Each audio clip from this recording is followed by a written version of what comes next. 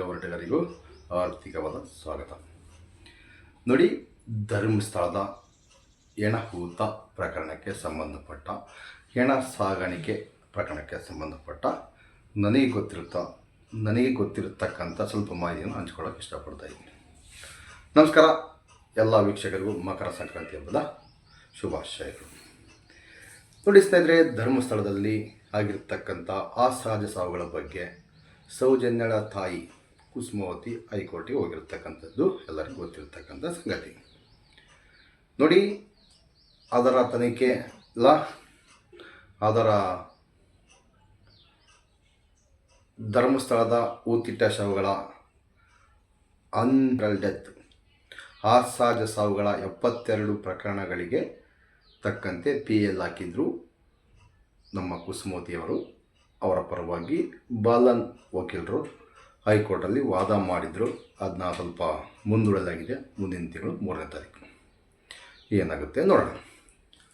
ನೋಡಿ ಸ್ನೇಹಿತರೆ, ನಾಗಲಕ್ಷ್ಮಿ ಚೌಧರಿ ಅವರು, ಮಹಿಳಾ ಆಯೋಗದ ಅಧ್ಯಕ್ಷರವರು, ಅವರೊಂದು ಪತ್ರ ಸಮೇತ ಆಲ್ರೆಡಿ ವೈರಲ್ ಆಗಿರೋದು ಎಲ್ಲರಿಗೂ ಗೊತ್ತಿರತಕ್ಕಂಥ ಸಂಗತಿ. ಅವರು ಧರ್ಮಸ್ಥಳದಲ್ಲಿ ಆಗಿರ್ತಕ್ಕಂಥ ಘಟನೆಗಳ ಬಗ್ಗೆ, ಹೆಣ್ಣುಮಕ್ಳ ಮೇಲೆ, ಗಂಡು ಮಕ್ಕಳ ಮೇಲೆ, ಮತ್ತು ನಮ್ಮ ರಾಜ್ಯದಲ್ಲಿ ಎಲ್ಲೆಲ್ಲಿ ಅನ್ಯಾಯ ಆಗಿದವೋ, ಎಲ್ಲೆಲ್ಲಿ ಕಾಣೆಯಾಗಿದ್ದಾರೋ ಅದ್ರ ಬಗ್ಗೆ ನಿಖರವಾಗಿ ತನಿಖೆ ಮಾಡಿ ವರದಿ ಒಪ್ಪಿಸಿ ಅಂತ ಹೇಳಿದರು. ಆ ಪತ್ರ ಈಗೆಲ್ಲ ಜಾಲತಾಣದಲ್ಲಿ ಬಿತ್ತರವಾಗಿದೆ, ವೈರಲ್ ಆಗಿದೆ. ಇವರು ಏನು ಮಾಡಿದ್ರು, SIT ಅಧಿಕಾರಿಗಳು ಬರೀ ಒಂದೇ ಆ್ಯಂಗಲ್, ಬುರುಡೆ ಎಲ್ಲಿಂದ ಬಂತು ಬುರುಡೆ, ಫಾರಿನಿಂದ ಬಂತ, ಕೇರಳದಿಂದ ಬಂತ, ತಮಿಳುನಾಡಿಂದ ಬಂತ, ಎಲ್ಲಿಂದ ಬಂತು, ಒಂದೇ ಆ್ಯಂಗಲ್.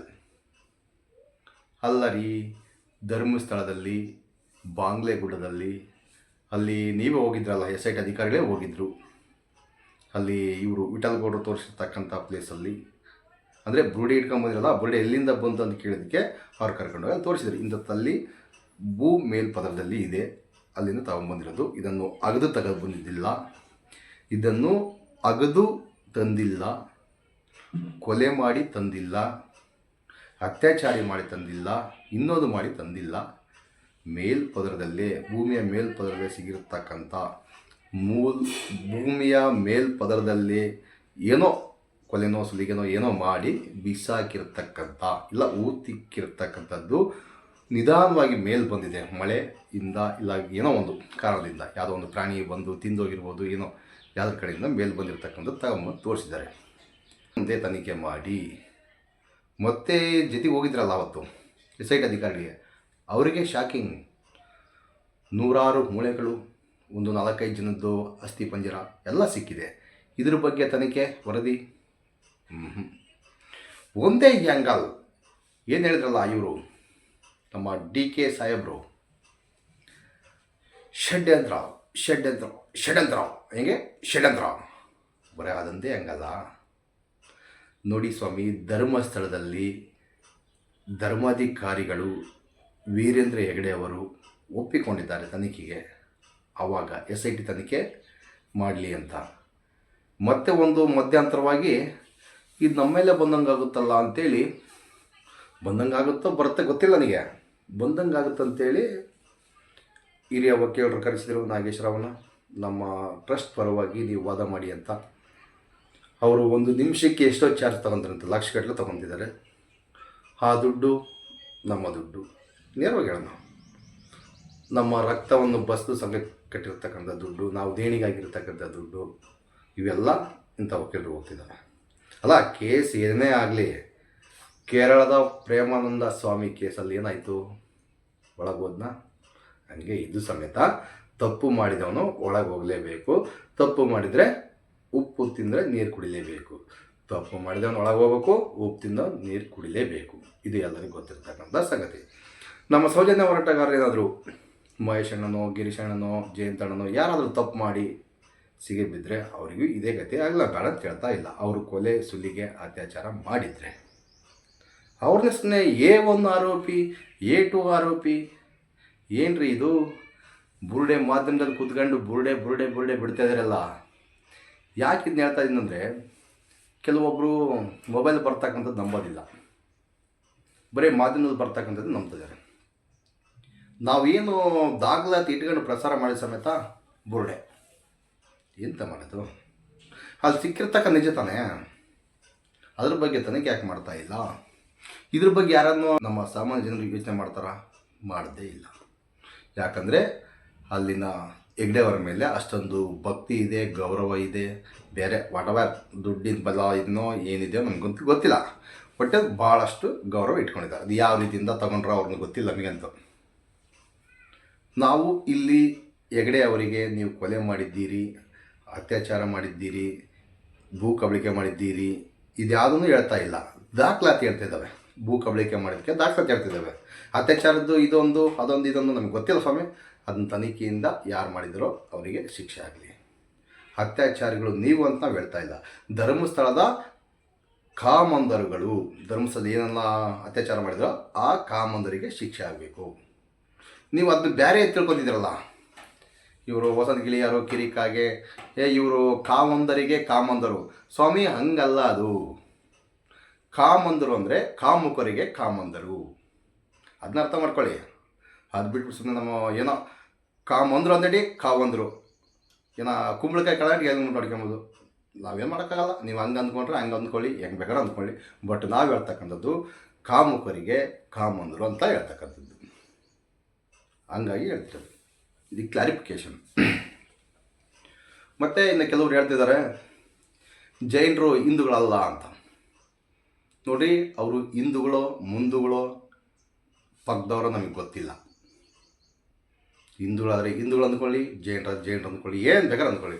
ನಮಗಿಲ್ಲಿ ಜಾತಿ ಪ್ರಶ್ನೆ ಬೇಡ. ಅನ್ಯಾಯ ಆಗಿರ್ತಕ್ಕಂಥದಕ್ಕೆ ನ್ಯಾಯ ಬೇಕು. ಧರ್ಮಸ್ಥಳದಲ್ಲಿ ಕೊಂದವರು ಯಾರು? ಹಿಂದೂಗಳನ್ನು ಕೊಂದವರು ಯಾರು? ಈ ಪ್ರಶ್ನೆಗೆ ಉತ್ತರ ಬೇಕು. ಎಲ್ಲಿಂದ? ಧರ್ಮಸ್ಥಳದಿಂದಲೇ ಬೇಕು ಉತ್ತರ, ಬೇರೆ ಎಲ್ಲಿಂದ ಬೇಕಾಗಿಲ್ಲ. ಧರ್ಮಸ್ಥಳ ಅಂತ ಈ ಹೆಸರು ಎತ್ಕೊಂಡ್ರೆ ಸಾಕು, ಸೌಜನ್ಯ ಅಂತ ಹೆಸರು ಎತ್ಕೊಂಡ್ರೆ ಸಾಕು ಅಂತ ಯೂಟ್ಯೂಬ್ ಚಾನಲಿಗೆ ನೋಟಿಸ್ ಕಳಿಸೋದು, ನೀವು ಪ್ರಸಾರ ಮಾಡಬಾರ್ದು, ನಿಮಗೆ ಸ್ಟೈ ಪಿ ಏನೋ ಒಂದು ವಾಟೆವರ್. ಈ ಥರ ಮಾಡ್ತಕ್ಕಂಥ ಲುಜ್ಜಗೆಟ್ಟವರಿಗೆ ಏನನ್ನು ಬೇಕು? ಅಲ್ಲ ರೀ, ಧರ್ಮಸ್ಥಳ ಅಂದರೆ ಏನು ನಾವು ಬೇರೆ ಅನ್ಬೇಕಾಗುತ್ತಾ? ಧರ್ಮಸ್ಥಳದಾಗಿರ್ತಕ್ಕಂಥ ಘಟನೆಯಲ್ಲಿ ಧರ್ಮಸ್ಥಳ ಅಂತ ಹೇಳಬೇಕು. ಏನು ನಮ್ಮೂರಲ್ಲಾಗಿದೆಯಾ? ನಿಮ್ಮೂರಲ್ಲಾಗಿದೆಯಾ? ನಿಮ್ಮೂರಾಗಿದ್ದು ನಿಮ್ಮೂರ ಹೆಸರು ಹೇಳ್ತೀವಿ, ನಮ್ಮೂರಾದ್ರೆ ನಮ್ಮೂರ ಹೆಸರು ಹೇಳ್ತೀವಿ. ಅಲ್ಲಾಗಿರ್ತಕ್ಕಂಥ ಘಟನೆಗಳಿಗೆ ಅದೇ ಊರ ಹೆಸರು ಹೇಳಬೇಕು. ಅದು ಕರ್ತವ್ಯ. ನೀವು ಹೇಳಿ, ನಾವು ಹೇಳ್ತೀವಿ. ನಿಮ್ಮ ಹತ್ರ ಸಾಕ್ಷಿ ಇದ್ದರೆ ತಾಂಬಂದು ತೋರಿಸಿ. ಇಲ್ಲಿ ಯಾರು ಮಾಡಿ ಇಲ್ಲ ಧರ್ಮಸ್ಥಳದಲ್ಲಿ, ಎಲ್ಲೋ ತಗೊಂಡು ಹೋಗಿ ಅಲ್ಲಿ ಮಾಡಿ ಇಲ್ಲಿ ತಾಂಬಂದು ಬಿಸಾಕಿರ ಅದರಲ್ಲ ತೋರಿಸಿ. ಅದನ್ನ ನಾವು ಬೇಡ ಹೇಳ್ತಾ ಇಲ್ಲ, ಅವಾಗ ಹೇಳ್ತೀವಿ ನೋಡಿ ಸ್ವಾಮಿ ಅಲ್ಲಿಂದ ಮಾಡಿ ಇಲ್ಲಿ ತಾಂಬಂದು ತೋರಿಸಿದ್ದಾರೆ, ಈ ಹೋರಾಟಗಾರರು ತೋರಿಸಿದಾರಾ? ಅದಕ್ಕೂ ಸಾಕ್ಷಿ ಕೊಡಿ. ಬರೀ ಶೆಡ್ ಹತ್ರ ಶಾರ್ಟ್ ಅರಿಯೋಕ್ಕೆ ಲಾಯಕ್ಕಿಲ್ಲ. ನೀವು ಶಾರ್ಟ್ ಅರಿಯೋಕ್ಕೆ ಲಾಯಕ್ಕಿಲ್ಲ. ಮಹೇಶನ ಶಾರ್ಟ್ ಕಿತ್ಕೊಂಬೋಗೂ ಲಾಯಕ್ಕಿಲ್ಲ. ನೇರವಾಗಿ ಹೇಳ್ತಕ್ಕಂಥದ್ದು. ಷಡ್ಯಂತ್ರ ಅನ್ನೋವರಿಗೆ, ಷಡ್ಯಂತ್ರ ಅಂತ ಹೇಳೋವರಿಗೆ ನಮ್ಮ ಹೋರಾಟಗಾರರ ಕಿತ್ಕೊಳ್ಳೋಕ್ಕೂ ಆಗ್ತಾಯಿಲ್ಲ ನಿಮ್ಮ ಕೈಲಿ. ಯಾಕಂದರೆ ಷಡ್ಯಂತ್ರದ ಒಂದೇ ಒಂದು ಸಾಕ್ಷಿ ತೋರಿಸಿ, ನಿಮಗೆ ತಾಕತ್ತು ದಮ್ಮಿದ್ರೆ. ಸುಮ್ಮನೆ ಬಂದು ಪುಂಗ್ತಿದ್ರಲ್ಲ ಕಾಮೆಂಟ್ ಬಾಕ್ಸಲ್ಲಿ ಬಂದು ಹೆಂಗೆ ಪುಂಗ್ಲಿ ಅಂತ. ನಿಮ್ಮ ಮನೆ ಬರ್ಕಿಷ್ಟು ಬೆಂಕಿ ಇಡ. ನಾನು ಸಾಧಾರಣ ಡ್ರೈವರ್ ರೀ, ನಮಗೆ ರೋಷ ಬುದಿತೈತೆ. ನೀವು ಓದಿಕೊಂಡು ಕಾನೂನು ತಿಳ್ಕೊಂಡು, ಯಾಕೆ ಕಾನೂನೆಲ್ಲ ತಿಳ್ಕೊಂಡು ಯಾಕೆ ಕೂತ್ಕೊಂಡಿದ್ರೆ? ನೀವು ನ್ಯಾಯ ಕೇಳಿ. ನೀವು ನ್ಯಾಯ ಕೇಳಿದ್ರೆ ಕೋರ್ಟಿಗೆ ಹೋಗಿ ಕೇಳಿ, ಹಾಗೆ ಹೀಗೆ ಅಂತೆಲ್ಲ ಹೇಳ್ತಿರಲ್ಲ. ಯಾಕೆ ಕೋರ್ಟಿಗೆ ಹೋಗ್ಬೇಕಪ್ಪ ನಾವು? ಯಾವ ಸ್ಟೇಷನಿಗೆ ಹೋಗ್ಬೇಕು? ಕೋರ್ಟಿಗೆ ಕಂಪ್ಲೇಂಟ್ ಕೊಡೋಕೆ ಹೋದರೆ ಲಾಯರ್ ಸಮೇತ ಬರ್ತಾಯಿಲ್ಲ. ಕೆಲವೊಬ್ಬ ಲಾಯರ್ ಸಮೇತ ಧರ್ಮಸ್ಥಳದ ವಿಚಾರದಲ್ಲಿ ನಾವು ಇಲ್ಲಪ್ಪ ಅದನ್ನ ವಾದ ಮಾಡೋದಿಲ್ಲ, ಅದಕ್ಕೆಲ್ಲ ಇಷ್ಟೇ ಥರ ಸುಮ್ಮನೆ ನಮ್ಮ ಕೆಲಸ ಒಂದು ವೇಸ್ಟು. ಪೊಲೀಸ್ ಸ್ಟೇಷನ್ಗೆ ಕಂಪ್ಲೇಂಟ ತೊಗೊಳೋದಿಲ್ಲ. ಎಂತ ಮಾಡೋದು? ಮತ್ತು ಅವಾಗೇನು ಮಾಡಬೇಕು? ಯೂಟ್ಯೂಬಲ್ಲೇ ಬಂದು ನಾವು ಅವರ ಬಗ್ಗೆ, ಅಂದರೆ ಧರ್ಮಸ್ಥಳದ ದೌರ್ಜನ್ಯಗಳ ಬಗ್ಗೆ ಪ್ರಸಾರ ಮಾಡಬೇಕು. ಅದು ಮಾಡ್ತಾಯಿದ್ದೀವಿ. ನನ್ನ ಚಾನಲ್ ಕಿತ್ಕೊಂತೀರಾ? ನನ್ನ ಶಾರ್ಟ್ ಆಗೋಯ್ತು, ಕಿತ್ಕೊಳ್ಳಿ. ಅವನು ಯಾವನೋ ಒಂದು ಲಾಯರ್ ನನಗೆ ಕಳಿಸಿದ ಲಿಂಕು, ಅವನಿಗೆ ಇದೇ ಥರನೇ ಕಳಿಸಿದೆ. ವೀಡಿಯೋ ಮಾಡಿ ಆ ವೀಡಿಯೋನ ಸಮೇತ ಅವ್ನಿಗೆ ಶೇರ್ ಮಾಡಿದ್ದೀನಿ. ಏನು ಕಿತ್ಕೊಂತ ಕಿತ್ಕೊಳ್ಳಿ. ಚಾನಲ್ ಕಿತ್ಕೋಬೋದು ಅಷ್ಟೇ, ಅದ್ಬಿಟ್ರೆ ಬೇರೆ ಇನ್ನೇನಿಲ್ಲ. ಸಾಕ್ಷಿ ಕೇಳಿ. ನೀವು ಮಾತಾಡ್ತಿದ್ರಲ್ಲ ಧರ್ಮಸ್ಥಳದಲ್ಲಿ ಅಸಹಜ ಸಾವುಗಳ ಬಗ್ಗೆ, ಇನ್ನೊಂದು ಬಗ್ಗೆ. ನಾವಿಲ್ಲಿ ಹೆಗ್ಡೆ ಬಗ್ಗೆ ಏನಾದ್ರು ಮಾತಾಡಿದರೆ ನೀವು ಸ್ಟೇ ಕೊಡಿ, ನಾವು ಒಪ್ಕೊಂತೀವಿ. ಅವ್ರ ಬಗ್ಗೆ ಮಾತಾಡ್ತಿಲ್ಲ ಸ್ವಾಮಿ ನಾವಿಲ್ಲಿ. ಹೆಗ್ಡೆ ಬೇಗನೂ ಮಾತಾಡ್ತಿಲ್ಲ. ನಮಗೆ ಹೆಗ್ಡೆನೂ ಬೇಕಾಗಿಲ್ಲ, ನೆಗಡೆನೂ ಬೇಕಾಗಿಲ್ಲ. ನಮಗೆ ಬೇಕಾಗಿರೋದು ಕೊಂದವರು ಯಾರು, ಕೊಲ್ಲಿಸಿದವರು ಯಾರಿದ್ದಾರೆ ಪ್ರಭಾವಿಗಳು? ಸೌಜನ್ಯ ವಿಚಾರದಲ್ಲಿ ಬಹಳ ಪ್ರಭಾವಿಗಳು ಇರಬಹುದು ಎಂಬ ನಮ್ಮ ಊಹೆ ಇದೆ. ಅದಕ್ಕೋಸ್ಕರನೇ ನೀವು ಈ ಥರ ಮಾಡ್ತಾ ಇದ್ದೀರಾ? ನಮಗೆ ಗೊತ್ತಿಲ್ಲ. ನೋಡಿ ಸ್ವಾಮಿ, ನಮಗೆ ನ್ಯಾಯ ಬೇಕು. ಅವನ್ಯಾವನೋ ಲೋಫರ್ ನನ್ನ ಚಾನಲಿಗೆ ಬಂದು ಮೆಂಟಲ್ ಅಂತೆ. ನಾನು ಮೆಂಟಲ್ಲಪ್ಪ, ನಿನಗೇನು ಕಷ್ಟ? ನೀನು ಕರೆಕ್ಟಾಗಿದೆಯಲ್ಲಪ್ಪ, ನಾನು ಮೆಂಟ್ಲು, ನಾನು ಬಿಟ್ಟಾಕ ನನ್ನ ಯೂಟ್ಯೂಬ್ ಚಾನಲ್ ನೋಡಲೇಬೇಡ, ಬರೀ ಸ್ಕಿಪ್ ಮಾಡ್ಕೊಂಡು ಹೋಗಿಲ್ಲ ಮೇಲೆ ಎತ್ಕೊಂಡು ಹೋಗಿ ಏನೋ ಮಾಡ್ಕ. ನಿನಗೆ ದಮ್ಮು ತಾಕತ್ತಿದ್ರೆ ಧರ್ಮಸ್ಥಳದಲ್ಲಿ ಏನಾಗಿದೆ, ಏನು ಬಿಟ್ಟಿದೆ ಅದ್ರ ಬಗ್ಗೆ ವಿಡಿಯೋ ಮಾಡಿ ಹಾಕೋ. ಲೋಫರ್ ಮಾಡುವವರಿಗೆ ಬಿಡೋದಿಲ್ಲ, ಮಾಡಿದವರಿಗೆ ಈ ಥರ ಬಂದು ಪುಂಗ್ತಾ ಇದ್ದೀರಿ. ಪುಂಗಿ ನಮಗೇನು ನೋ ಟೆನ್ಷನ್. ನಾವು ಯೂಟ್ಯೂಬ್ ಚಾನಲ್ ಇರೋವರೆಗೂ, ನನ್ನ ಯೂಟ್ಯೂಬ್ ಚಾನಲ್ ಇರೋವರೆಗೂ ನಾವು ಪ್ರಸಾರ ಮಾಡ್ತಕ್ಕಂಥದ್ದೇ ಸತ್ಯ. ಕಂಪ್ಲೇಂಟ್ ಕೊಡ್ತೀರಲ್ರ, ನನ್ನ ಮೇಲೆ ಕಂಪ್ಲೇಂಟ್ ಕೊಡ್ತೀರಾ? ಕೊಟ್ಬಿಡಿ, ನಾನು ಬೇಡ ಅಂತ ಹೇಳ್ತಾನೇ ಇಲ್ಲ. ಯಾವ ಟಿಷನ್ ಬೇಕಾದ್ರೂ ಏನು ಬೇಕಾದ್ರೂ ಕೊಡಿ. ನಾನಿಲ್ಲಿ ಯಾವನ್ನ ಬೈತಾ ಇಲ್ಲ, ಯಾವ ಲೋಪರ್ ಸು ಮಕ್ಕಳನ್ನ ಬೈತಾ ಇಲ್ಲ, ಯಾವನ್ನೂ ಬೈತಾ ಇಲ್ಲ. ಅಲ್ಲಿ ಏನು ಅತ್ಯಾಚಾರಗಳಿದ್ದಾರೋ ಅವ್ರನ್ನೇ ಬೈತಕ್ಕಂಥದ್ದು. ನೀವೇನಾದರೂ ನನ್ನ ಮೇಲೆ ಕಂಪ್ಲೇಂಟ್ ಕೊಟ್ಟರೆ ನೀವೇ ಅತ್ಯಾಚಾರಿಗಳೆಂಬುದು ಬಲವಾಗಿ ನನಗೆ ಗೊತ್ತಾಗುತ್ತೆ. ಇಲ್ಲಾಂದರೆ ಅವ್ರ ಪರವಾಗಿ ಬಂದಿರಿ, ನೀವು ಯಾರ ಪರವಾಗಿ ಬಂದಿರಿ ಅನ್ಬೋದು ಗೊತ್ತಾಗುತ್ತೆ. ಅವ್ರು ಇರ್ಬೋದು, ಅವ್ರನ್ನ ರಕ್ಷಣೆ ಮಾಡೋಕ್ಕೋಸ್ಕರ ನೀವು ಬಂದಿರೋ ಅಂಬೋದು ಗೊತ್ತಾಗುತ್ತೆ. ಇಷ್ಟು ಹೇಳೋಕ್ಕೆ ಇಷ್ಟಪಡ್ತೀನಿ ಸ್ನೇಹಿತರೆ. ನೋಡಿ, ಧರ್ಮಸ್ಥಳದಲ್ಲಿ ಹಿಂದೂಗಳನ್ನು ಕಗ್ಗಲೆ ಮಾಡಿದ್ದು ನಿಜ. ಅಲ್ಲಿ ಭಿಕ್ಷುಕರು ಬಸ್ ಸ್ಟ್ಯಾಂಡಲ್ಲಿ ಸಿಕ್ಕಿರ್ತಕ್ಕಂಥದ್ದಿದೆ, ಬಾತ್ರೂಮಲ್ಲಿ ಸತ್ತೋಗಿರ್ತಕ್ಕಂಥದ್ದಿದೆ. ಅಲ್ಲ ರೀ, ನೀವು ಬಂದು ಬರೇ ಧರ್ಮಸ್ಥಳದ ಬಗ್ಗೆ ಮಾತಾಡ್ತೀರಿ, ಬೇರೆ ಬಗ್ಗೆ ನೋಡ್ರಿ, ನಮಗೆ ಬೇಕಾಗಿರೋದು ಧರ್ಮಸ್ಥಳದಲ್ಲಿ ಹಿಂದೂಗಳ ಕಗ್ಗೊಲೆಗಳಿಗೆ ನ್ಯಾಯ. ಬೇರೆ ಕಡೆ ಬೇರೆ ಪ್ಲೇಸಲ್ಲಿ ಬೇರೆ ಇದರಲ್ಲಿ ನೀವೇನು ಮಾಡ್ತೀರಿ? ಏನು ಕೀಳ್ತಾ ಇದ್ದೀರಾ? ನೀವು ಮಾಡಿ. ನನ್ನ ಕರ್ತವ್ಯ ನಾನು ಮಾಡ್ತೀನಿ, ನಿನ್ನ ಕರ್ತವ್ಯ ನೀವು ಮಾಡಿ. ಬರೀ ಒಂದ್ರ ಬಗ್ಗೆ ನಮಗೇನು ಇಷ್ಟ ಬರ್ತದೆ ಅದು ಮಾಡ್ತೀವಿ. ನನ್ನ ಓನ್ ಇಷ್ಟ, ನನ್ನ ಓನ್ ಅಭಿಪ್ರಾಯ. ನಾನು ಯಾವ ಹೋರಾಟಕ್ಕೆ ಬೇಕಾದ್ರೆ ನಿಂತ್ಕೊತೀನಿ. ನಾನು ಇತ್ಲಾಗಾದ್ರೆ ನಿಂತ್ಕೊಂತನೋ, ಇಲ್ಲ ಅತ್ಲಾಗಾದ್ರೆ ನಿಂತ್ಕೊಂತನೋ, ಇನ್ನೊಂದ್ರ ಬಗ್ಗೆ ನಿಂತ್ಕೊಂಡು ನನ್ನ ಇಷ್ಟ ರೀ. ಅದು ಎಲ್ಲಿ ಸತ್ಯಾಂಶ ಇದೆ ಅದ್ರ ಬಗ್ಗೆ ನಾನು ಹೋರಾಟ ಮಾಡ್ತಕ್ಕಂಥದ್ದು. ಅಲ್ಲಿ ಹೋರಾಟಕ್ಕೆ ಬನ್ನಿ, ಇಲ್ಲಿ ಹೋರಾಟಕ್ಕೆ ಬನ್ನಿ, ನೀವೇನು ಕೀಳ್ತಾ ಇದ್ದೀರಾ ಗೆಣಸು? ನೀವು ಹೋರಾಟ ಮಾಡಿ. ನಿಮಗೆ ಬಾಯಿ ಇಲ್ವಾ? ಇನ್ನೊಂದಿಲ್ವಾ? ನೋಡಿ ಸ್ವಾಮಿ, ನನ್ನ ಮಾತುಗಳು ಕಠೋರ ನಿಷ್ಠುರವಾಗಿರುತ್ತವೆ. ನಾನು ನಿಂತ್ಕೊಂಡಿರೋದು ಸೌಜನ್ಯ ಪರ. ಅಲ್ಲಿ ಆಗಿದೆ, ಭಾಳ ಮೋಸ ಆಗಿದೆ ಆ ಹುಡುಗಿಗೆ. ಆ ಹುಡುಗಿ ಆದಾಗಿಂದ ಇಲ್ಲಿವರೆಗೂ ಪ್ರಮುಖ ಪ್ರಕರಣಗಳು ಇಲ್ಲ, ಸಣ್ಣ ಪ್ರಕರಣಗಳು ಬೆಳಕಿಗೆ ಬಂದಿಲ್ಲ. ಬಟ್ ತೆರೆ ಮರಿ ಹಿಂದೆ ನಡೆದವು ಬಿಟ್ಟಿದ್ದವು ನನಗಂತೂ ಗೊತ್ತಿಲ್ಲ. ಬಟ್ ನನಗೆ ಗೊತ್ತಿರೋ ಪ್ರಕಾರ ಸೌಜನ್ಯಳ ಆತ್ಮ ಈಗ ಆತ್ಮಗೊಳ್ದಿಲ್ಲ, ಅದು ದೈವಾತ್ಮ. ಆ ದೈವಾತ್ಮ ಎಲ್ಲರ ಬಾಯಲ್ಲಿ ಮಾತಾಡಿಸ್ತಿದ್ದಾಳೆ, ನನ್ನ ಬಾಯಲ್ಲಿ ಸಮೇತ ಅವಳೇ ಮಾತಾಡಿಸ್ತಿರೋದು. ಹಾಗಾಗಿ ನನಗೆ ಆಗಬೇಕು ಅಂತೇಳಿ ನಾನು ಸುಮ್ಮನಿರೋಕ್ಕೆ ಆಗೋದಿಲ್ಲ ನನ್ನ ಕೈಲಿ. ನಮ್ಮ ಸ್ನೇಹಿತರು ದುರ್ಗದವರೊಬ್ಬರು ಹೇಳಿದರು, ನಮ್ಮ ಸ್ನೇಹಿತರು ವೀರೇಶ್ ಅಂತೇಳಿ, ಅಣ್ಣ ನೀನು ಬರೀ ಸಂಘದ ಬಗ್ಗೆ ಒಂದೇ ಮಾತಾಡ್ತಾ ಇದ್ದೀರಾ, ಸಂಘನೂ ಮಾತಾಡು ಬೇಡ ಅಂತ ಹೇಳ್ತಾ ಇಲ್ಲ, ಧರ್ಮಸ್ಥಳ ಸಂಘದ ಬಗ್ಗೆನೂ ಮಾತಾಡು, ದಾಖಲಾತಿ ಇಟ್ಕೊಂಡು ಮಾತಾಡ್ತಾ ಇದೆಯೇ ಒಳ್ಳೆಯದು. ಈ ಸೌಜನ್ಯ ಪ್ರಕರಣದಲ್ಲಿ ಸ್ವಲ್ಪ ಧ್ವನಿ ಎತ್ತೋಣ ಅಂತ ಹೇಳಿದರು. ಅವ್ರು ಹೇಳಿ ಒಂದು 2 ತಿಂಗಳು 3 ತಿಂಗಳಾದ್ರೂ ಸಮೇತ ಅದ್ರ ಬಗ್ಗೆ ನಾನು ಧ್ವನಿ ಎತ್ತಲಿಲ್ಲ. ಯಾಕಂದರೆ ನನಗೆ ರಿಪೋರ್ಟ್ ಬೇಕಾಗಿತ್ತು, ಸೌಜನ್ಯಳ ರಿಪೋರ್ಟ್ ಬೇಕಾಗಿತ್ತು, ಮತ್ತು ಬೇರೆ ಬೇರೆ ಸ್ವಲ್ಪ ಡಾಕ್ಯುಮೆಂಟ್ ಬೇಕಾಗಿತ್ತು. ಅದನ್ನೆಲ್ಲ ಇಸ್ಕೊಂಡೆ, ಆಮೇಲೆ ಇದು ಮಾತಾಡೋಕ್ಕೆ ನಿಂತ್ಕೊಂಡೆ. ಅನ್ಯಾಯ ಆಗಿರೋದು ಸತ್ಯ. ಡೈರೆಕ್ಟ್ ಉದಯಜನಿಗೆ ಫೋನ್ ಮಾಡಿದ್ದು ನಾನು, ಮತ್ತು ನಾವು ಬೇರೆ ಇನ್ನೂ ಯಾರ ನಂಬರ್ ಕನೆಕ್ಟ್ ಮಾಡ್ಕೊಂಡು ಮಾಡ್ತೀನಿ ನಾನು. ನೋ ಟೆನ್ಷನ್, ಎಲ್ಲರಿಗೂ ಮಾಡ್ತೀನಿ ನಾನು. ಅದರಲ್ಲಿ ಯಾರು ಇದ್ದಾರೆ ಯಾರು ಇಲ್ಲ ಅವರಿಗೆ ಮಾಡೋ ಪ್ರಯತ್ನ ಮಾಡ್ತೀನಿ ನಾನು. ಮಾಡುವ ಪ್ರಯತ್ನ ಕಂಪಲ್ಸರಿ ಮಾಡೇ ಮಾಡ್ತೀನಿ. ನಂಬರ್ ತಗೊಳ್ಳೋ ಪ್ರಯತ್ನ ಕೂಡ ಮಾಡ್ತೀನಿ. ಅವ್ರು ಏನು ಹೇಳ್ತಾರೆ ಅದನ್ನ ಹಂಗೆ ನಾನು ಯೂಟ್ಯೂಬಲ್ಲಿ ಹಾಕ್ತೀನಿ. ನನಗೆ ಸತ್ಯಾಂಶ ಬೇಕು ರೀ. ನಾನು ಬರೀ ಇದೊಂದೇ ಮಾಡ್ತಾಯಿಲ್ಲ, ಒಂದೇ ಕಡೆ ಮಾಡ್ತಾಯಿಲ್ಲ. ಇಲ್ಲಿ ಯಾಕೆ ನನಗೆ ಡೌಟ್ ಬರ್ತಿದೆ ಅಂದರೆ, ದೊಡ್ಡವರ ಅರ್ಥ ಮಾಡ್ಕೊಳ್ಳಿ, ದೊಡ್ಡವರ ಇವರು ಬಲಿಪಶು ಆಗಿದ್ದಾರಂತೆ. ದೊಡ್ಡವರ ಷಡ್ಯಂತ್ರಕ್ಕೆ ಇವರು ಬಲಿಪಶು ಆಗಿರೋದು ಮೇಲ್ನೋಟಕ್ಕೆ ಕಾಣ್ತಾ ಇದೆ. ಅವ್ರ ಕಾಮೆಂಟ್ ಸಮೇತ ನನಗೆ ಹಾಕಿದ್ರು, ವಾಟ್ಸಪ್ಪಲ್ಲಿ ಹಾಕಿದ್ರು. ಅದನ್ನು ಕೂಡ ಬೇಕಾದ್ರೆ ನಿಮಗೆ ಕಳಿಸಂದ್ರೆ ಕಳಿಸ್ತೀನಿ. ದೊಡ್ಡವರಿಗೆ ಬಲಿಪಶು. ದೊಡ್ಡವರಂದರೆ ಯಾರು ಅರ್ಥ ಮಾಡ್ಕೊಳ್ಳಿ. ಈ ನಮ್ಮ ಹೋರಾಟಗಾರರೇನು ದೊಡ್ಡವರಲ್ಲ. ಇವರು ದೊಡ್ಡವರಾಗಿದ್ದರೆ ಅಷ್ಟೊತ್ತಿಗೆ ನ್ಯಾಯ ಅವತ್ತ ತಂದು ಕೊಡ್ತಾಯಿದ್ರು. ಅದ್ರ ಬಗ್ಗೆ ನಿಮ್ಗೆ ಅನುಮಾನ ಬೇಡ. ಯಾಕಂದರೆ ದೊಡ್ಡವರ ನಡಿ ನೀವು ಈ ಕಡೆ ದೊಡ್ಡವರು ಇದ್ದಾರಾ? ನಮ್ಮ ಕಡೆ ಯಾರೂ ಇಲ್ಲ ರೀ ದೊಡ್ಡವರು. ನಿಮಗೆ ನೀವೇ ದೊಡ್ಡವರು. ನೀವು ಹೋರಾಟ ಮಾಡ್ತೀರಾ, ನೀವೇ ದೊಡ್ಡವರು. ಏನಂದರೆ ನಮ್ಮ ಮಹೇಶಣ್ಣನವರು ಮುನ್ನಲ್ಲೇ ನಿಂತ್ಕೊಂಡು, ಅಲ್ಲಿಂದ ಇಲ್ಲವ್ರು ನಿಂತ್ಕೊಂಡು ಹೋರಾಟ ಮಾಡ್ತಕ್ಕಂಥದ್ದು. ಅವ್ರು ಏನು ಹೇಳ್ತಾರೆ ಆ ಪಾಲನೆ ನಾವು ಮಾಡ್ತೀವಿ. ಅವ್ರೇನೇ ಒಂದು ಆದೇಶ ಕೊಡಲಿ ಅದು ನಾವು ಪಾಲನೆ ಮಾಡ್ತೀವಿ. ನಮಗೆ ಅವ್ರು ದೊಡ್ಡವರು, ವೀಕ್ಷಕರಿಗೆ ಅವ್ರು ದೊಡ್ಡವರಲ್ಲ. ಅರ್ಥ ಮಾಡ್ಕೊಳ್ಳಿ. ಸೌಜನ್ಯ ಹೋರಾಟಕ್ಕೆ ಮಾತ್ರ ನಮ್ಮ ಮಹೇಶಣ್ಣ ದೊಡ್ಡವರು, ಬಟ್ ಧರ್ಮಸ್ಥಳಕ್ಕೆ ದೊಡ್ಡವರು ಬೇರೆಯೇ ಇದ್ದಾರೆ. ದೊಡ್ಡವರ ಷಡ್ಯಂತ್ರಕ್ಕೆ ಬಲಿಪಶುಗಳು ಈ 3-4 ಜನನು ಆಗಿರಬಹುದು. ಫಸ್ಟ್ನೇದಾಗಿ ಸಂತೋಷ್ ರಾವ್ ಜೈಲಿಗೆ ಹೋಗಿದ್ದ, ಈಗ ವಾಪಸ್ ಬಂದ. ಅದನ್ನ ಸಾಬೀತು ಮಾಡುವ ತಾಕತ್ತು ಅವ್ರಿಗಿರಲಿಲ್ಲ. ಯಾಕಂದರೆ ಪ್ರಕರಣದ ಇಲ್ಲ ರೀ. ಇದ್ದಿದ್ರೆ ಯಾಕೆ ಬಿಡ್ತಿದ್ರು? ಅವನೇನು ದೊಡ್ಡ ಕುಳನ ಕೇಸ್ನ ಹೀಗೆ ತಿರುಗಕ್ಕೆ. ಅಲ್ಲಿನ ಅವತ್ತಿನ ದಿನ ಇರ್ತಕ್ಕಂಥ ಅಯೋಗ್ಯ ಇನ್ಸ್ಪೆಕ್ಟರ್ ಇದ್ದಾರಲ್ಲ, ಅಯೋಗ್ಯನೇ ಅನ್ಬೇಕು ಅವ್ರನ್ನ, ಮೂರ್ಖರು ಅನ್ಬೇಕು ಅವ್ರನ್ನ. ಸ್ವಲ್ಪ ನಾಲೆಡ್ಜ್ ಇದ್ದಿದ್ರೆ ಇಷ್ಟೊತ್ತಿಗೆ ಎಷ್ಟೋ ಕೇಸ್ಗಳನ್ನು ತನಿಖೆ ಮಾಡಿ ಅವರು ಯಾವುದೋ ಲೆಕ್ಕದಲ್ಲಿ ಇರ್ತಿದ್ರು. ಅಂದರೆ ಅವ್ರು ಮೂರ್ಖರಲ್ಲ, ಅವ್ರು ಮೂರ್ಖರನ್ನಾಗಿ ಮಾಡಿದ್ದಾರೆ. ಯಾರು?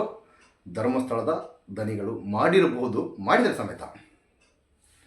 ನೋಡಿ, ಅವರಿಗೆ ತನಿಖೆ ಈ ಥರ ದಿಕ್ಕು ತಪ್ಪಿಸ್ಬಿಟ್ರೆ ಸಾಕು, ಅವ್ರಿಗೆ ಉನ್ನತ ಹುದ್ದೆ. ಅವ್ರು ಯಾವುದೋ ಒಂದು ಈಗ ಇದರಲ್ಲಿದ್ದರಂತೆ, ದೊಡ್ಡ ಡಿಪಾರ್ಟ್ಮೆಂಟು. ಈ ಥರ ಎಲ್ಲ ಅನ್ಯಾಯಗಳು ಮುಚ್ಕೊಂಡೋದ್ರೆ ಮೇಲಕ್ಕೆ ಹೋಗ್ಬಿಡ್ತಾರೆ. ನ್ಯಾಯಯುತವಾಗಿ ಕೆಲಸ ಮಾಡಿದ್ರೆ ಕಳಗ್ ಅಂತ ಹೋಗಿ ಕೆಳಗೆ ಇಳಿದು ಬರ್ತಾರೆ, ಇಲ್ಲಾಂದ್ರೆ ಅಲ್ಲಿ ನಿಂತ್ಕೊತಾರೆ. ಇದು ಫ್ಯಾಕ್ಟು. ಎಂತ ಮಾಡೋದು ಸ್ವಾಮಿ? ಧರ್ಮಸ್ಥಳದ ವಿಚಾರವಾಗಿ ಮಾತಾಡೋದು ನಿಂತ್ಕೊಂಡ್ಬಿಟ್ರೆ ಬೆಳಿಗ್ಗಿಂದ ಸಾಯಂಕಾಲವರೆಗೂ ಮಾತಾಡ್ಬೋದು. ಏನು ಮಾಡೋದು? ಅಷ್ಟೊಂದು ವಿಚಾರಗಳಿದ್ದಾವೆ. ಮೇಲ್ಗಡೆನಿದ್ದಾರೆ ಒಬ್ಬ ನನ್ನಂಥ ಡ್ರೈವರು, ಇಲ್ಲ ಬೇರೆ ಯಾವ ಸಾಮಾನ್ಯ ವ್ಯಕ್ತಿ ಸಮೇತ ಪತ್ತೆ ಹಚ್ಬೋದು ಅಂಥ ಕೇಸ್ಗಳಿದ್ದಾವೆ. ಅಲ್ಲಿನ ಅಧಿಕಾರಿಗಳು ಪತ್ತೆ ಹಚ್ಚಿಲ್ಲ. ಇವಾಗಲೂ SIT ಅಧಿಕಾರಿಗಳ ಸಮೇತ ಬೇಜಾರಿದ್ದಾವೆ, ಅವ್ರ ದಾಖಲಾತಿ ಇದ್ದಾವೆ, ಎಲ್ಲ ಇದ್ದಾವೆ. ಅದನ್ನ ತಗೊಂಡೋಗಿ ಯಾವ ಆಸ್ಪತ್ರೆಗೆ ಸೇರಿಸಿದ್ರು? ಹೆಗಡೆ ಆಸ್ಪತ್ರೆಗೆ ಸೇರಿಸಿದಾರಂತೆ ಅನಾಥ ಶವಗಳನ್ನು. ಅಲ್ಲಿ ಮಾನವನ ಅಂಗಗಳು ಕಟ್ ಮಾಡಿರ್ಬೋದಾ? ಇಲ್ಲ ಅವ್ರಿಗೆ ಯಾರನ್ನ ಅಲ್ಲಿ ಉಳಿಸ್ಕೊಂಡಿದ್ರಲ್ಲ ಅನಾಥ ಶವಗಳನ್ನು ಫ್ರಿಡ್ಜ್ನಲ್ಲಿ ಹಾಕಿ ಉಳಿಸ್ಕೊಂಡಿರತ್ತಲ್ಲ, ಅದಕ್ಕೆ ಬಿಲ್ ಯಾರು ಕೊಟ್ಟರು? ಅದು ಯಾರು ಕೊಟ್ಟಿಲ್ಲ. ಆ ದಾಖಲಾತಿನೂ ಇಲ್ಲ, ಪಂಚಾಯತಲ್ಲಿ ಕೇಳಿದ್ರೆ ಸಮೇತ. ಆ ಡಾಕ್ಯುಮೆಂಟ್ಸ್ ಸಮೇತ ನಮ್ಮ ಹತ್ರ ಇದ್ದಾವೆ. ಎಂತ ಮಾಡೋದು ಸ್ವಾಮಿ? 1-2 ಬೇಜಾನಿದಾವೆ ರೀ. ಹಿಂಗೆ ತಗೊಂಬಂದು ಇಟ್ಕೋಬೋದು ಅವ್ರನ್ನ, ಅತ್ಯಾಚಾರಗಳ ಹಿಂಗೆ ಬಂದು ಇಟ್ಕೋಬೋದು. ಆದರೆ ಒಂದು ಮಾಡ್ತಾಯಿಲ್ಲ. ಅಂಥವ್ರ ಬಗ್ಗೆ ಎಲ್ಲರೂ ಬಂದು ಪುಂಗ್ತಾಯಿದ್ರಿ. ಪುಂಗ್ರಿ, ಒಳ್ಳೆಯದು. ನಿಮಗೆಲ್ಲ ಗೊತ್ತಾಗಲ್ಲ. ನನಗಂತೂ ಗೊತ್ತಿಲ್ಲ ಸ್ವಾಮಿ. ನನಗೆ ಗೊತ್ತಾದಾಗಿಂದ ನಾನು ವಿಡಿಯೋ ಮಾಡ್ತಾಯಿದ್ದೀನಿ. ನನ್ನ ಏನು ಬೇಕಾದ್ರೂ ಮಾಡ್ಕೊಳ್ಳಿ. ಇವತ್ತು ಇವತ್ತು 5 ದಿನ ನಾನು ಸಂಕ್ರಾಂತಿ ಹಬ್ಬನ ಮಾಡ್ತೀನಿ. ನಾಳೆ ಇರಲ್ಲ, ಬಿಟ್ಟಾಕಿ ಅಷ್ಟೇ. ಇವತ್ತು 5 ದಿನ, ಇವತ್ತು ಮಾತಾಡೋಣ. ನಾಳೆಗೆ ಒಂದೇ ದಿನ ಆದರೂ ನ್ಯಾಯಪರವಾಗಿ ನಿಂತ್ಕೊಂಡು ಸತ್ಯವನ್ನೇ ಹೇಳಿ, ಸತ್ಯಕ್ಕೋಸ್ಕರನೇ ಹೋಗಲಿ ಬಿಡಿ, ನೋ ಟೆನ್ಷನ್. ಏನು ಮಾಡೋದು ಸ್ವಾಮಿ? ಹಿಂಗಿದೆ ಪರಿಸ್ಥಿತಿ. ಧರ್ಮಸ್ಥಳದ ವಿಚಾರವಾಗಿ ಏನಾದರೂ ಮಾತಾಡಿದ್ರೆ ಸಾಕು, ಅವರಿಗೆ ಒಂದು ದೊಡ್ಡ ಇವನು ಮೂರ್ಖ, ಇಲ್ಲಾಂದರೆ ಒಂದು ಎಡಪಂಥೀಯ. ನೋಡಿ ಸ್ವಾಮಿ, ನಾನು ಬೇಡ ಜಂಗಮ, ಅದ್ರಲ್ಲಿ ಅರ್ಥ ಮಾಡ್ಕೊಳ್ಳಿ. ನಮಗೆ ಬೇಕಿತ್ತ? ಬೇಡವಾಗಿತ್ತು. ಇದರಲ್ಲಿ ಜಾತಿ ಭೇದ ಏನೂ ಇಲ್ಲ ರೀ. ಮಸ್ತ ಜನ ಬ್ರಾಹ್ಮಣರನ್ನ ಹತ್ಯೆ ಮಾಡಿದ್ದಾರೆ. ಬ್ರಾಹ್ಮಣ ಹತ್ಯೆ ಮಹಾಪಾಪ ಅಂತೆ. ಅದ್ರ ಸಮೇತ ಬ್ರಾಹ್ಮಣ ಹುಡುಗರನ್ನೆಲ್ಲ ಈ ಥರ ಮಾಡಿದ್ದಾರೆ. ಯಾರು ಮಾಡಿದ್ರೆ ಗೊತ್ತಿಲ್ಲ, ಬಟ್ ಮಾಡಿದ್ದಾರೆ. ನಮ್ಮ ಜನದ ಸಮಯ ಮಸ್ತಾಗಿದ್ದಾವೆ, ಕಣ್ಣಿಗೆ ಕಾಣ್ತಾ ಇಲ್ಲ. ಸೌಜನ್ಯ ಒಂದು ಬ್ಯಾನರ್ ಕಣ್ರಿ ಅಷ್ಟೇ. ಸೌಜನ್ಯಳ ಶಕ್ತಿ ಒಂದು ನಮಗೆ ಮುಂದಕ್ಕೆ ಹೋಗ್ಕೊಂಡು ಟಾನಿಕ್, ಆಹಾರ ಅಷ್ಟೇ. ಅದು ಬಿಟ್ಟರೆ ಬೇರೆ ಇನ್ನೇನಿಲ್ಲ. ಸೌಜನ್ಯ ಮಕ್ಕಂಡಿದ್ರ ಸಮೇತ ಬರೀ ಅದೇ ಯೋಚನೆ ಬರ್ತಿದೆ. ನೆನಪು ಮಾಡ್ಕೊಳ್ಳಿ. ಮಲ್ಕೊಂಡಿದ್ರ ಸಮೇತ ಸೌಜನ್ಯಳ ಶಕ್ತಿಯಿಂದ ನಾವು ಎದ್ದು ಏನು ಕೆಲಸ ಮಾಡಬೇಕು, ನಾಳೆ ಯಾವ ವಿಡಿಯೋ ಹಾಕ್ಬೇಕು, ಯಾವುದ್ರ ಬಗ್ಗೆ ಮಾತಾಡಬೇಕು, ಏನೇನು ನೋಡಬೇಕು ಎಲ್ಲ ತೋರಿಸ್ತಾ ಇದ್ದಾಳೆ. ಒಂಥರ ದೈವಾತ್ಮ ರೀ ಅದು. ಏನೆಲ್ಲ ತಪ್ಪುಗಳಾಗಿದೆ ಅದನ್ನೆಲ್ಲ ಎತ್ತಿ ತೋರಿಸ್ತಾ ಇದ್ದಾಳೆ. ಇಲ್ಲಿ ತಪ್ಪಾಗಿದೆ, ಅದಕ್ಕೋಸ್ಕರ ಮಾತಾಡ್ತಕ್ಕಂಥದ್ದು. ಅದನ್ನ ಬಿಟ್ಟರೆ ಬೇರೆ ಇನ್ನೇನಿಲ್ಲ. ಅರ್ಥ ಮಾಡ್ಕೊಳ್ಳಿ. ಇದರಲ್ಲಿ ಬೇಜಾನ್ ಹೋರಾಟಗಾರಿದ್ದಾರೆ ರೀ. ಅದು ನ್ಯಾಯ ತೆಗೆಸ್ಕೊಡೋಕ್ಕಾಗುತ್ತಾ? ಆಗ್ತಾಯಿಲ್ಲ. ಯಾಕೆ ಆಗ್ತಾಯಿಲ್ಲ? ಧರ್ಮಸ್ಥಳದಲ್ಲಿ ಕಾನೂನು ಬೇರೆಯೇ ಇದೆ, ಅದಕ್ಕೋಸ್ಕರನೇ ಆಗ್ತಾಯಿಲ್ಲ. ಪೊಲೀಸ್ ಅಧಿಕಾರಿಗಳು, ಜಡ್ಜು, ಯಾರೇ ಆಗಲಪ್ಪ, ಧರ್ಮಸ್ಥಳ ವಿಚಾರ ಬಂದರೆ ಸಾಕು, ನಾನು ಈ ಕೇಸಲ್ಲಿ ಇಲ್ಲ, ನಾನು ಜಡ್ಜ್ಮೆಂಟ್ ಕೊಡೋಕ್ಕಾಗ್ತಾ ಇಲ್ಲ. ಈ ಕೇಸಲ್ಲಿ ತೊಗೊಳಕ್ಕಾಗ್ತಾ ಇಲ್ಲ, ಸೈಲೆಂಟಾಗಿ ಹೋಗ್ತಾ ಏನು ಮಾಡೋಕ್ಕಾಗಲ್ಲ ರೀ, ಎಂತ ಮಾಡೋಕ್ಕಾಗಲ್ಲ. ಇದು ನಮ್ಮ ಪರಿಸ್ಥಿತಿ. ಹಿಂಗಿರೋ ಹೊತ್ತಿನಲ್ಲಿ ನ್ಯಾಯ ಎಲ್ಲಿಂದ ಸಿಗುತ್ತೇಳಿ? ನೀವು ಡಾಕ್ಯುಮೆಂಟ್ ತಗೊಂಬಂದು ಕೊಡಿ ಬರೀ ಯೂಟ್ಯೂಬಲ್ಲಿ ಕುಂಗ್ತಾ ಇದ್ದೀರಿ ನೀವು ಅಂತ. ಯಾರಿಗೆ ಕೊಡ್ಬೇಕು ಡಾಕ್ಯುಮೆಂಟು? ಕರೆಸ್ರಿ, ಪಬ್ಲಿಕಲ್ಲಿ ಕೂತ್ಕೊಳ್ಳೋಣ, ಜನ ಆಂದೋಲನ ಆಗಲಿ, ಜನಗಳ ಮಧ್ಯೆ ಚರ್ಚೆ ಆಗಲಿ, ಸಾವಿರಲ್ಲ ಲಕ್ಷ ಜನ ಬಂದು ಕೂತ್ಕೊಳ್ಳಿ. ಎಷ್ಟು ಸಾಕ್ಷಿ ಬೇಕು ಅಷ್ಟು ಸಾಕ್ಷಿ ಪೇಪರ್ ಮುಖಾಂತರನೇ, ಸರ್ಕಾರದ ಪೇಪರ್ ಮುಖಾಂತರ ತರ್ತೀವಿ, ನ್ಯಾಯ ಕೊಡಿಸ್ತೀರಾ? ಸುಮ್ಮನೆ ಬಂದು ಕುಂತೀರಲ್ಲ ನೀವು. ಗಿರೀಶ್ ಮಠಣ್ಣನವರು ಜೋಬಲ್ಲಿದೆ, ಮೊಬೈಲಲ್ಲಿದೆ, ಅಲ್ಲಿದೆ, ಇಲ್ಲಿದೆ ಅಂತ ಹೇಳಿದರು. ಇಲ್ಲಿ ಅಂತ ಆ ಡಾಕ್ಯುಮೆಂಟ್ ತಗೊಂಡು ಎಲ್ಲ ಕೊಟ್ಟು ಬಂದಿದ್ದಾರೆ SIT ಅಧಿಕಾರಿಗೆ. ಅದ್ರ ಬಗ್ಗೆ ತನಿಖೆ ಮಾಡಿದಾರ? ಸ್ವಲ್ಪ ಅರ್ಥ ಮಾಡ್ಕೊಳ್ಳಿ. ಬರೀ ಒನ್ ಸೈಡ್ ಥಿಂಕ್ ಮಾಡಬೇಡ್ರಿ, 2 ಸೈಡ್ ಥಿಂಕ್ ಮಾಡಿ. ಸೌಜನ್ಯ ಹೋರಾಟದಿಂದ ಯಾವುದಾದ್ರೂ ಹೋರಾಟಗಾರಿಗೆ ಲಕ್ಷಾಂತರ ದುಡ್ಡು ಬಂದಿದೆಯಾ? ಬಂದಿರತಕ್ಕಂಥದ್ದು ಏನು ಗೊತ್ತಾ? ಅಪಮಾನ, ಅವಮರ್ಯಾದೆ, ಅವ್ರಿಗೊಂದೇ ಅಲ್ಲ, ಅವ್ರ ಫ್ಯಾಮಿಲಿಗೆ ಸಮೇತ. ಆದರೂ ಹೋರಾಟ ಯಾಕೆ ಮಾಡ್ತಿದ್ದಾರೆ? ಇಲ್ಲಿ ಅನ್ಯಾಯ ಆಗಿರತಕ್ಕಂಥದ್ದು ಸತ್ಯ, ಇದನ್ನ ಬಯಲಿಗೆ ತಗೊಂಡು ಬರಬೇಕಾಗಿರೋದು ನಮ್ಮ ಕರ್ತವ್ಯ. ಇಲ್ಲಿ ಅನ್ಯಾಯ ಆಗಿರತಕ್ಕಂಥದ್ದು ಸತ್ಯ, ಅದಕ್ಕೆ ನ್ಯಾಯ ಕೊಡಿಸುವ ಪ್ರಯತ್ನ ಮಾಡೇ ಮಾಡ್ತೀವಿ. ನ್ಯಾಯ ಸಿಗೋವರೆಗೂ ಹೋರಾಟ ಮಾಡ್ತಾನೆ ಇರ್ತೀವಿ ಅಂತೇಳಿ ಬಂದಿರತಕ್ಕಂಥದ್ದು. ಇಲ್ಲಿ ದುಡ್ಡಿನಗೋಸ್ಕರ ಬಂದಿಲ್ಲ ರೀ. ನಾನು ಹಂಗೆ ಅಂದ್ಕೊಂಡಿದ್ದೆ, ಇದರಲ್ಲಿ ದುಡ್ಡಿಗೋಸ್ಕರ ಈ ಥರ ಮಾಡ್ತಾರಂಕೋ, ಹಾಗೆ ಹೀಗೆ ಕೆಲವರೆಲ್ಲ ಹೇಳೋದು. ಬೇರೆಯವರೆಲ್ಲ ಫೋನ್ ಮಾಡಿ, ಮಹೇಶ್ ಅಣ್ಣಿಗೆ ಇಷ್ಟು, ಗಿರೀಶ್ ಅಣ್ಣಿಗೆ ಇಷ್ಟು ಕೊಟ್ಬಿಟ್ರೆ ಸೈಲೆಂಟ್ ಆಗಿಬಿಡ್ತಾರೆ, ಇವ್ರು ಕೊಡ್ತಾ ಇಲ್ಲ, ಹಂಗಾಗಿ ಅವ್ರು ಹೋರಾಟ ಮಾಡ್ತಿದ್ದಾರೆ. ಹೌದಾ, ಹಿಂಗಿರ್ಬೋದಾ ಅಂದ್ಕೊಂಡೆ. ಆಮೇಲೆ ಗೊತ್ತಾಯ್ತು, ಇದರಲ್ಲಿ ಹೋಗಿ ಇನ್ನಿಕ್ಕೆ ನೋಡಿದಾಗ ಗೊತ್ತಾಯಿತು, ಪುಂಗವರೆಲ್ಲ ಅಲ್ಲಿ ದುಡ್ಡಿಸ್ಕೊಂಡು ಇಲ್ಲಿ ಇವರು ವಿರುದ್ಧವಾಗಿ ಕುಂತಿದ್ದಾರೆ. ಯಾಕೆ ನಿಮ್ಗೆ ಗೊತ್ತಿಲ್ವಾ? ಮೊನ್ನೆ ಚಿಕ್ಕ ಕೆಂಪು ಸಮೇತ ಹೇಳಿದ್ರಲ್ಲ, ಏನಂತ ಹೇಳಿದ್ದು? SIT ತನಿಖೆಯಿಂದ ತನಿಖೆ ಅಧಿಕಾರಿಗಳು, ಅವ್ರು ಯಾರೋ ಮಂಜುನಾಥ್ ಗೌಡ್ರು ಅಂತೇಳಿ, ನಿಮಗೆ ವಸಂತ್ ಗಿಳಿಯಾರ್ ಕಾಂಟ್ಯಾಕ್ಟ್ ನಂಬರ್ ಕೊಡ್ತೀನಿ, ಅವ್ರನ್ನ ಕಾಂಟ್ಯಾಕ್ಟ್ ಮಾಡಿ ನಿಮಗೆ ಹೆಲ್ಪ್ ಮಾಡ್ತಾರೆ. ಏನು ಹೆಲ್ಪು? ನಿನ್ನ ಅಮ್ಮ ಏನಾದರೂ 18-20 ವರ್ಷದ ಹುಡುಗಿನ ಏನೋ ಮದುವೆ ಮಾಡ್ತಾರಾ? ಗಂಡನ ಹುಡುಗಿ ಕೊಡಿಯೋ ವ್ಯವಸ್ಥೆ ಏನೋ ಮಾಡ್ತಾರಾ? ಇಲ್ಲ ಅವ್ರಿಗೆ ಏನೋ ಜಾಬ್ ನೋಡ್ತಾರಾ? ಎಂತ ಹೆಲ್ಪ್ ಹೇಳಿ?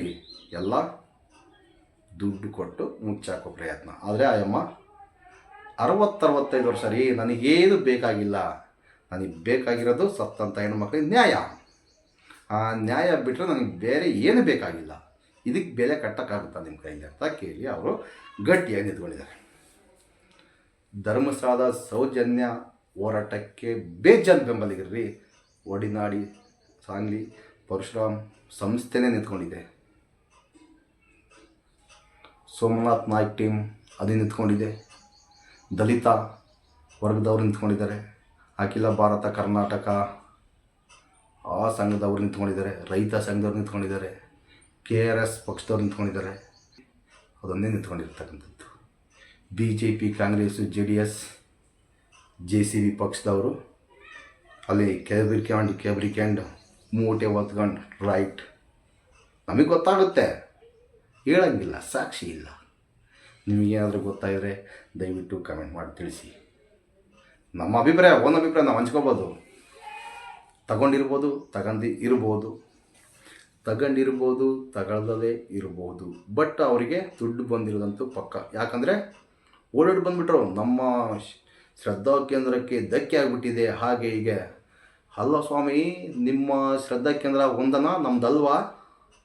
ನಮ್ಮ ಹಿಂದೂಗಳದಲ್ವಾ? ಕಲ್ದೊಡೆದ್ರ, ಇನ್ನೊಂದು ದೊಡ್ಡದ್ರ? ಅಲ್ಲಿ ಆಗಿರ್ತಕ್ಕಂಥ ಅನಾಹುತಗಳಿಗೆ ನ್ಯಾಯ ಕೊಡಿಸಿ ಅಂದರೆ ಧಕ್ಕೆ ಅಂತಿರಲ್ಲ. ಏನು ಬೇಕು ನಿಮಗೆ?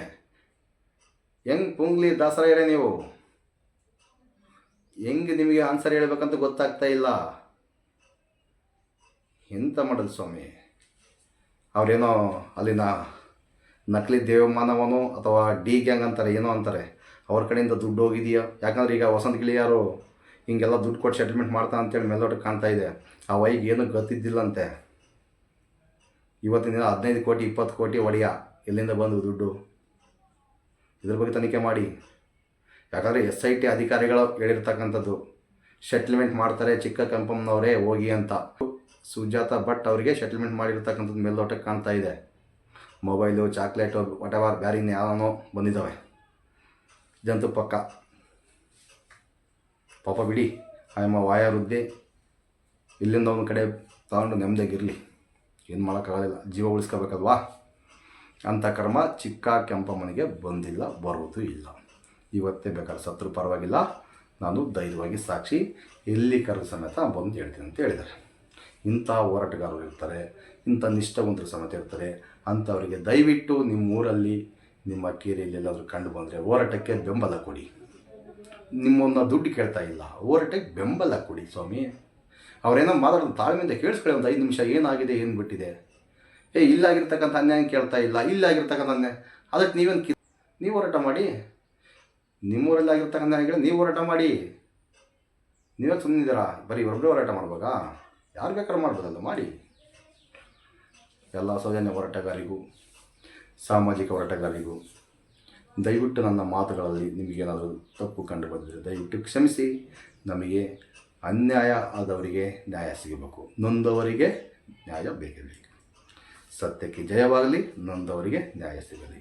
ಇದೊಂದೇ ನಮ್ಮದು ಅಧ್ಯಾಯ. ಧರ್ಮಸ್ಥಳದಲ್ಲಿ ಕೊಂದವರು ಯಾರು, ಅತ್ಯಾಚಾರಿಗಳು ಯಾರು, ಇದಕ್ಕೆ ನಮಗೆ ಆನ್ಸರ್ ಬೇಕು. ಅದನ್ನ ಬಿಟ್ಟರೆ ಬೇರೆ ಇನ್ನೇನಿಲ್ಲ. ನಾವೇನು ಎಗಡೇನೋ ನೆಗಡೇನೋ ಹೊಗಳ್ತಾ ಇಲ್ಲ, ತೆಗಳ್ತಾ ಇಲ್ಲ, ಅಪರಾಧಿ ಅಂತಲೂ ಇಲ್ಲ. ನಾವು ಅಪರಾಧಿ ಅಂತ ಹೇಳೋಕ್ಕಾಗೋದೇ ಇಲ್ಲ ರೀ. ಅವರೇ ಹೇಳ್ಕೊತಿದ್ದಾರೆ ನಮ್ಮ ಬಗ್ಗೆ ಒಂದು ದೊಡ್ಡ ಹೊಂಟೋಗ್ಬಿಡ್ತಂತೆ. ಅದು ಯಾವ್ದ್ರ ಮುಖಾಂತರ ಹೊಂಟೋಯ್ತಾ ಗೊತ್ತಿಲ್ಲ. ಇಲ್ಲ ಕಡೆ ನೀರು ಇಲ್ಲಿ ಹೊಂಟೋಯ್ತಾ, ಅಲ್ಲೇ ನೀರು ಹೊಂಟೋಯ್ತಾ ಗೊತ್ತಿಲ್ಲ ನಮಗೆ. ನಾವು ಅಪರಾಧಿ ಅಂತ ಹೇಳ್ತಾನೆ ಇಲ್ಲ. ಅವನ್ನೇ ಬಂದೆಲ್ಲ ಕುಂಗ್ತದೇನೆ, ಕುಂಗ್ಲಿ. ಸೌಜನ್ಯ ವಿಚಾರದಲ್ಲಿ ಸಮೇತ ನಾನು ಫೋನ್ ಮಾಡಿದ್ದೆ, ಅದು ಕೂಡ ಸುಳ್ಳು ಅಂತ ಗೊತ್ತಾಯಿತು. ಬೇಜಾನಿದವ್ರಿ ಅವ್ರು ಸುಳ್ಳಿನ ಸಂತೆ. ಆ ಟಿಕೆಟ್ ತಂದು ತೋರಿಸಿದ್ದಂತೆ, ಅದು ಟಿಕೆಟ್ ತಂದಿರ್ತಕ್ಕಂಥದ್ದು ಎಲ್ಲಿಂದ ಎಲ್ಲಿಗೆ ಹೋಗಿದ್ರು, ಬಸ್ಸಿನ ಟಿಕೆಟು, ಏರ್ಲೈನ್ ಟಿಕೆಟು ನಮಗಂತೂ ಗೊತ್ತಿಲ್ಲ. ಅದು ಕೂಡ ನಕಲಿನೇ ಪಕ್ಕ. ಇದು ನಮ್ಮ ಸಂದೇಶನ ಹತ್ರ ಸಾಕ್ಷಿ ಇದೆ, ಬರ್ತಾರೆ ಅವರು. ಸಂದೇಶನೇ ನಮ್ಮ ಕೋಲಾರ ಸಂದೇಶ್ ಅವ್ರ ಹತ್ರ ಸಾಕ್ಷಿ ಇದೆ, ಅವರು ಶೀಘ್ರದಲ್ಲೇ ಬರ್ತಾರೆ. ಅವ್ರು ಇಷ್ಟೇ ತಂದಿರೋದಂದರೆ ಇದೆಯಲ್ಲ ಇಲ್ಲಿ ಊಟ, ಆ ಊಟ ಇಡ್ತಾರೆ ಸಂದೇಶಣ್ಣವರು. ಯಾವನು ಸ್ಟೇ ತಂದು ಕುಡಿತಾನೋ ಅವ್ನಿಗೆ ಊಟ ಇಡ್ತಾನೆ. ಅತ್ಯಾಚಾರಗಳು ಇವರು ಎಂಬುದು ಗೊತ್ತಾಗುತ್ತೆ. ಸ್ಟೇ ತಂದೇಟಿಗೆ ಗೊತ್ತಾಗುತ್ತಲ್ವಾ? ನಿಮಗೆಲ್ಲ ಗೊತ್ತಾಗುತ್ತಾ ಇಲ್ಲೋ? ನನಗಂತೂ ಗೊತ್ತಾಗುತ್ತೆ. ಯಾವುದ್ರ ಬಗ್ಗೆ ಮಾತಾಡಬಾರ್ದು ಸ್ಟೇ ತರ್ತಾರೋ, ಇಲ್ಲೇನೋ ಇದೆ, ಇಲ್ಲೇನೋ ಇದೆ, ಎಲ್ಲರಿಗೂ ಅನುಮಾನ ಇದೆ. ನೋಡೋಣ ಮುಂದಿನ ದಿನಗಳು ಏನಾಗುತ್ತೋ, ಏನು ಬಿಡುತ್ತೋ. ಎಲ್ಲ ಸೌಜನ್ಯ ಹೋರಾಟಗಾರಿಗೂ, ಸಾಮಾಜಿಕ ಹೋರಾಟಗಾರರಿಗೂ ಮಕರ ಸಂಕ್ರಾಂತಿ ಹಬ್ಬದ ಆರ್ಥಿಕ ಶುಭಾಶಯಗಳನ್ನು ಹೇಳ್ತಾ ಈ ವಿಡಿಯೋನ ಇಲ್ಲಿಗೆ ಮುಗಿಸೋಣ. ನೇಷನಲ್ ವಿಡಿಯೋದಲ್ಲಿ ಸಿಗೋಣ. ನಮ್ಮ ಮಾತುಗಳು ನಿಮಗೆ ಇಷ್ಟವಾದರೆ ಲೈಕ್ ಮಾಡಿ, ಶೇರ್ ಮಾಡಿ, ಕಾಮೆಂಟ್ ಮಾಡಿ. ಸಬ್ಸ್ಕ್ರೈಬ್ ಮಾಡೋದು ಬಿಡೋದು ನಿಮ್ಮಿಷ್ಟ. ನಮ್ಮ ಚಾನಲ್ ಬರ್ತಕ್ಕಂಥದ್ದು ನಾವು ಹಿಂಗೆ ಮಾತಾಡ್ತಕ್ಕಂಥದ್ದು ಬೇಕಾದರೆ ಸಬ್ಸ್ಕ್ರೈಬ್ ಮಾಡ್ಕೊಳ್ಳಿ, ಬ್ಯಾಡವಾದರೆ ಸುಮ್ಮನೆ ಮೇಲೆ ಹತ್ತಿ. ದಯವಿಟ್ಟು ಕೆಟ್ಟ ಕಾಮೆಂಟ್ಗಳನ್ನು ಹಾಕಬೇಡಿ. ನಿಮಗೆ ದಮ್ ಇದ್ದರೆ ನೀವೊಂದು ಯೂಟ್ಯೂಬ್ ಮಾಡಿಕೊಂಡು ಸತ್ಯವನ್ನೇ ಪ್ರಸಾರ ಮಾಡಿ. ನಮಸ್ಕಾರ ವಿಡಿಯೋ ನೋಡಿದ್ದಕ್ಕೆ.